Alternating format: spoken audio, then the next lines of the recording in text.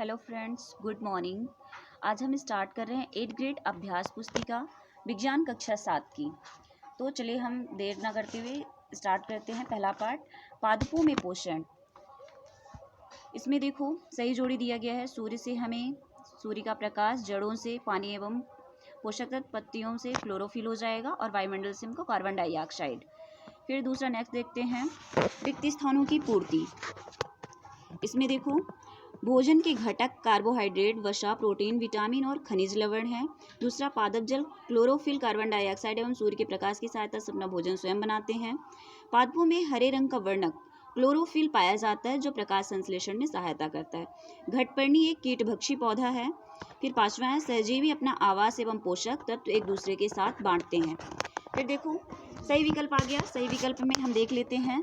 सबसे पहला क्या है, पौधे एवं सजीवों में भोजन ग्रहण करने एवं इसके उपयोग की विधि को पोषण कहते हैं। दूसरा है, पत्तियों की सतह पर पाए जाने वाले सूक्ष्म छिद्र जो गैसों का आदान प्रदान करते हैं कहलाते हैं रंध्र या स्टोमेटा।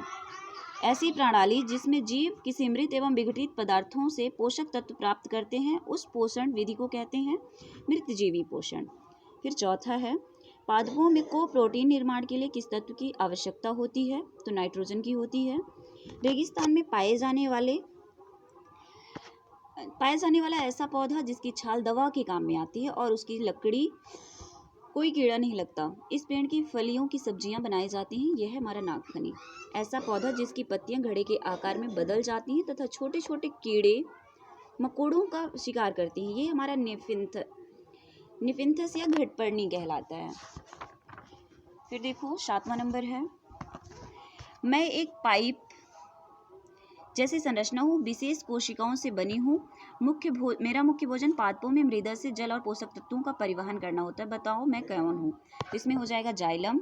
8वां नंबर है, वे पेड़ पौधे जो अपना भोजन स्वयं बनाते हैं उसमें क्लोरोफिल पाया जाता है। निम्नांकित में से क्लोरोफिल युक्त है शैवाल। फिर देखो अति लघु उत्तरीय हमारा आ गया। पोषण किसे कहते हैं? भोजन के प्रमुख घटकों के नाम लिखिए। तो सजीवों द्वारा भोजन ग्रहण करने एवं इसके उपयोग की विधि को पोषण कहते हैं। पोषण के प्रमुख घटक के नाम क्या है? कार्बोहाइड्रेट, प्रोटीन, वसा, विटामिन एवं खनिज लवण। दूसरा क्वेश्चन है हमारा, पौधे के किस भाग को पौधे की खाद्य फैक्ट्रियां कहा जाता है एवं क्यों? तो पौधे के पत्तियों को पौधे की खाद्य फैक्ट्रियां कहा जाता है क्योंकि पत्तियां प्रकाश संश्लेषण की क्रिया द्वारा पौधे के लिए भोजन का निर्माण करती हैं। फिर तीसरा है, मरुस्थलीय पादपों में पत्तियां सल्क और सूल के रूप में परिवर्तित हो जाती हैं क्यों? तो मरुस्थलीय पादपों में पत्तियां सल्क एवं सूल रूप में परिवर्तित हो जाती हैं क्योंकि मरुस्थलीय पादपों में वाष्पोत्सर्जन द्वारा जल के क्षय को कम करने के लिए। क्या हरी पत्तियों के अतिरिक्त अन्य वर्ण या रंग की पत्तियों में भी प्रकाश संश्लेषण की क्रिया होती है? तो हाँ, हरी पत्तियों के अतिरिक्त भी अन्य वर्ण की पत्तियों में भी क्लोरोफिल उपस्थित रहता है और यह पत्तियां भी प्रकाश संश्लेषण की क्रिया कर सकती हैं। देखो अति लघु उत्तरीय का अंतिम उत्तर है 5वां नंबर, जड़ द्वारा अवशोषित जल एवं खनिज पत्ती तक किस प्रकार पहुंचाए जाते हैं? तो जड़ द्वारा अवशोषित जल एवं खनिज पत्ती तक वाहिकाओं के द्वारा पहुंचाए जाते हैं। फिर देखो लघु उत्तरीय प्रश्न आ गया हमारा, स्वपोषी तथा विषमपोषी को परिभाषित कीजिए। देखो इसमें स्वपोषी क्या है? ऐसे जीव जो अपना भोजन स्वयं संश्लेषित करते हैं उन्हें स्वपोषी कहलाते हैं, जैसे हरे पौधे। विषमपोषी क्या है? कुछ पादप तथा अन्य जीव अपने भोजन के लिए दूसरे जीवों पर निर्भर रहते हैं, उन्हें विषमपोषी कहते हैं या वो विषमपोषी कहलाते हैं। उदाहरण मनुष्य, जीव जंतु। देखो 7वां है, पादपों में सहजीवी संबंध को उदाहरण सहित समझाइए। तो इसका उत्तर देखते हैं। कुछ जीव अपने भोजन व आवास के लिए एक दूसरे पर निर्भर होते हैं, इसे सहजीवी संबंध कहते हैं। उदाहरण, कुछ कवक वृक्षों की जड़ों में रहते हैं। वृक्ष कवक को पोषण प्रदान करते हैं तथा वृक्ष को बदले में जल एवं पोषक के अवशेषकों में उसकी सहायता मिलती है। फिर नेक्स्ट है, परजीवी तथा मृत जीव को उदाहरण सहित समझाइए। इसको देखते हैं। परजीवी ऐसे जीव जो अपने भोजन के लिए दूसरे जीव पर आश्रित रहते हैं, परजीवी कहलाते हैं। उदाहरण, जूं, जोंक, अमरवेल, मच्छर। और मृत जीवी क्या हैं? ऐसे जीव जो अपने भोजन के लिए सड़े गले मृत जीवों से अपना भोजन प्राप्त करते हैं, उन्हें मृत जीवी कहते हैं। उदाहरण के लिए मशरूम या छत्रक। कीटभक्षी पादप भोजन का भक्षण अपने पत्ते के शीर्ष से करते हैं जो घड़े का ढक्कन बनता है, जिसमें कि घड़े के शीर्ष में प्रवेश करता है। तो यह शीर्ष रोम के बीच में फंस जाता है और घड़े में उपस्थित पाचक रस द्वारा कीटों का पाचन हो जाता है। इस प्रकार किस भक्षी पादप द्वारा कीटों का भक्षण किया जाता है। यह सिंपल सी डिफिनेशन आप लिख सकते हैं। कीटों का भक्षण करने वाले ऐसे जीव, ऐसे पादप कीटभक्षी पादप कहलाते हैं। इसका डायग्राम आप इधर से देख लीजिए। इस वाले में हमको ये वाला डायग्राम आपको बना लेना है, ठीक है। ये डायग्राम है पिचर प्लांट या घटपर्णी का।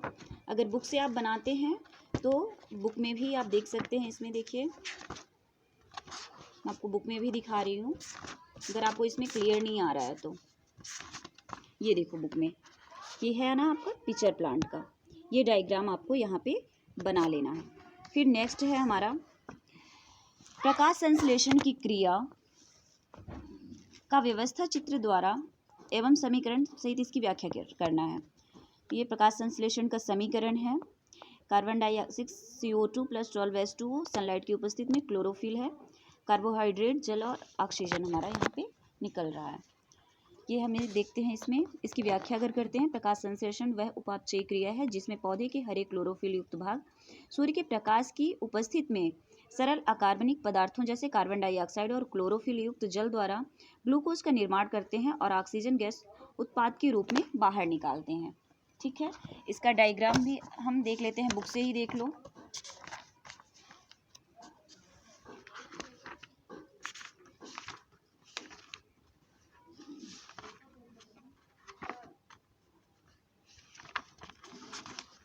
ये है इसका डायग्राम, ठीक। फिर नेक्स्ट आता है हमारा मृदा में पोषक तत्वों की पुनःपूर्ति किस प्रकार होती है। मृदा में पोषक तत्वों की पुनःपूर्ति करने के लिए उर्वरक तथा खाद्य मिलाने की आवश्यकता होती है। इसमें प्रोजेक्ट दिए गए हैं। इस साल की जो नई बुक है, पिछली वाली बुक में आपको प्रोजेक्ट नहीं मिले थे, इस वाली बुकों में प्रोजेक्ट भी है।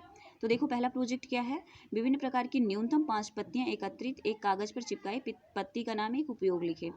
तो यहाँ हमने सिर्फ 2 ही पत्तियों को लिखा है, आप और भी चिपका सकते हैं। एक प्रोजेक्ट है, ये आपको अपने क्लास में करना है। देखो, 2 पत्तियां हमारे पास नीम और तुलसी की, एक का उपयोग नीम का होता है कीटनाशक के लिए और तुलसी का होता है औषधि के रूप में। दूसरा प्रोजेक्ट हम देख लेते हैं। अपने परिवेश में उपलब्ध 5 फलों के बीज एकत्रित कर कागज पर चिपकाइए। ये बीज जिस फल से प्राप्त हुए उसका नाम लिखकर चित्र बनाइए। तो देखिए, हमने आम, सेब, संतरा, अनार, अमरूद के बीज लिए हैं, इनके डायग्राम बनाए हैं। तो ये हमारा पहला पार्ट कंप्लीट हुआ।